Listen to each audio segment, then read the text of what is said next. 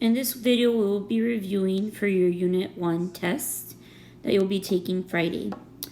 Problem 1 wants us to name 3 collinear points. So remember, collinear means on the same line.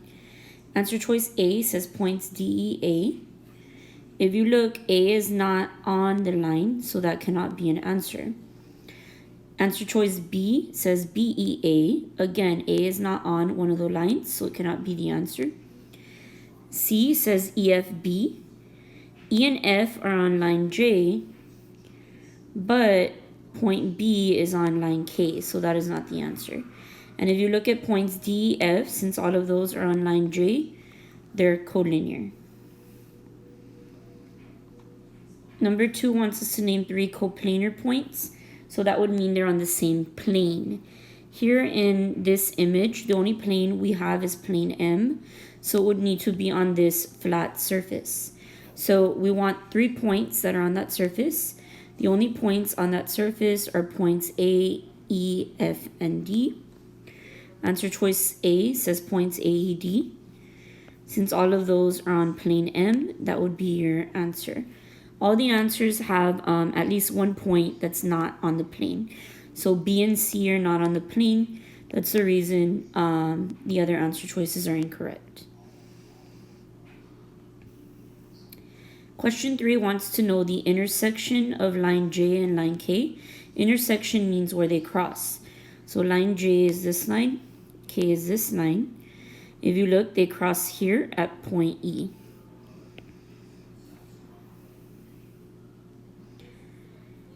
Here we want the name of the plane that point H is located on. So if we look at point H, it's on this plane. The name of this plane is plane P. D is a distractor there. D is actually a point that's on line L. Here we want to know how many planes the figure has. Planes are your flat surfaces. So we have the front face and the back, that's 2. We have the left face, that's 3. And then you have the bottom and the top, so that makes a total of 5. So your planes, when you're looking at your shapes, are the flat surfaces or the faces of your 3D shape. Question 6 says that line ray BD bisects angle ABC. So here we have a big angle ABC, and ray BD bisects it or cuts it into 2 equal or congruent halves, and they want us to solve for x. Since we know that these 2 angles are congruent, that means they're equal. So if the left one's 55, the right side's also 55 degrees. We could set x plus 12 equal to 55 and solve for x.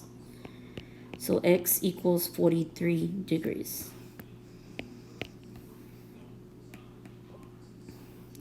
Question 7 wants to know an angle that's adjacent, which means next to or side by side, and supplementary to angle 5. Supplementary means they form a line or add up to 180 degrees.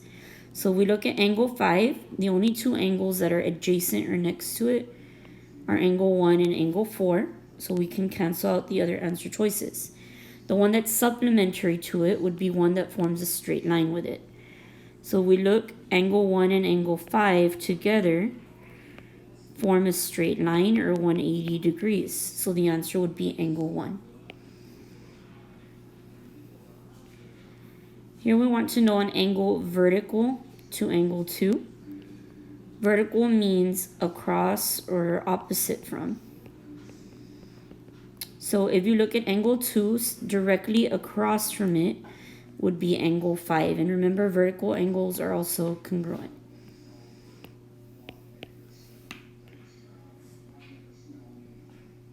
Here we want to know the relationship between A and B.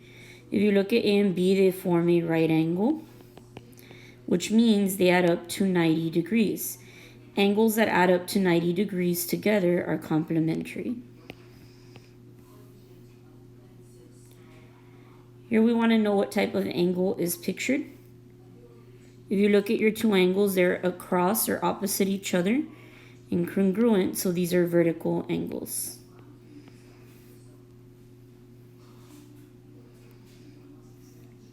Here we're finding the missing angle. So this forms a right angle. That means they add up to 90 degrees. So if we want to find this angle, we would do 90 minus 40, which gives us 50 degrees.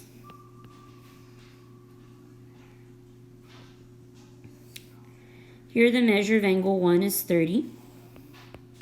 We want to know the measure of angle 3. Well, angle 1 and angle 3 are vertical, so they're going to be congruent. So angle 3 is also 30 degrees. Here we want to know which angle is obtuse. Remember, obtuse angles are greater than 90. So if we look at answer choice A, it says EKF. EKF is right here. That would be greater than 90, so it's obtuse. So that would be our answer. Let's look at some of the other answer choices though. EKH would be right here. That one's smaller than 90, so it's acute. Angle GKJ would be right here. That's also acute. And angle FKG would be right here. That one is also acute. 14 wants us to find the perimeter, and they give us a formula to plug into. So we could do 2 times 7 plus 2 times 5, which is 14 plus 10, or 24. When you're doing perimeter, your units are just regular, so centimeters. If it were centimeters squared, that would be for area. But since we're doing perimeter, it's just centimeters. Another way to find perimeter is just to add up all your sides. So we could do 5 plus 7 plus 5 plus 7. That will also give us the 24 centimeters. Here we want to know the circumference of the circle, and they gave us the diameter. So we're going to use the formula C equals diameter times pi. Our diameter is 12, and for pi we use 3.14. If you multiply these together,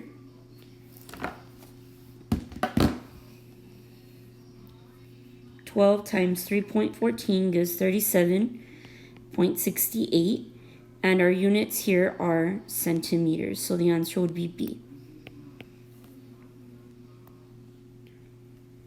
16 wants us to find the area of the circle, so here they gave us the radius. For pi, I'm going to plug in 3.14. Our radius is 3 squared. First you would do 3 squared, so 3 times 3 is 9. Then you could multiply the 3.14. That comes out to 28.26. And since it's area, our units are centimeters squared.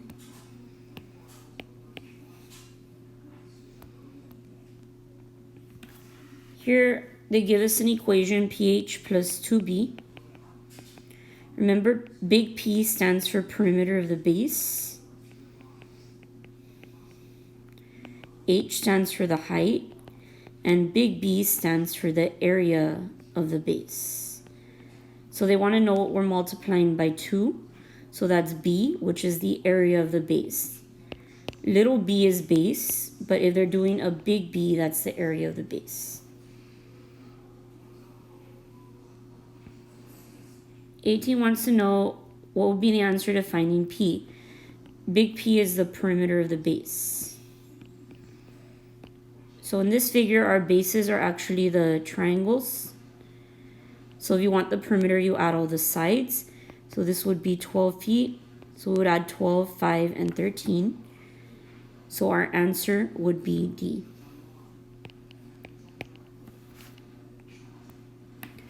Question 19 wants us to find the volume. And they tell us the height is 10 centimeters. We know our radius here is 3 inches. Sorry. This should say inches, not centimeters. So if we plug into our formula for pi, we're going to use 3.14. Our radius is 3. Our height is 10. 3 squared is 9. So this becomes 3.14 times 9 times 10, which comes out to 282.6. Since it's volume, our units are cubed.